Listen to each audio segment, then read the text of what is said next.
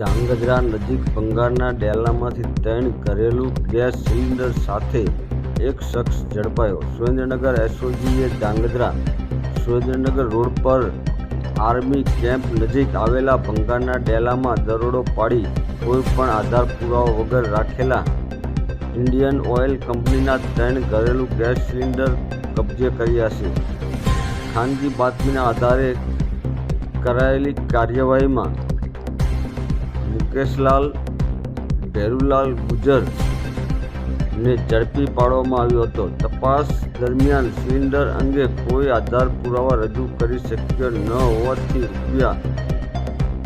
₹7,500 કિંમતના 3 સિલિન્ડર કબજે કરી BNASS કલમ 106 હેઠળ અટકાયત કરવામાં આવી હતી. આગળની કાયદેસરની કાર્યવાહી માટે આરોપી અને મુદ્દામાલ ધાંગધ્રા તાલુકા પોલીસને સોંપવામાં આવ્યો છે.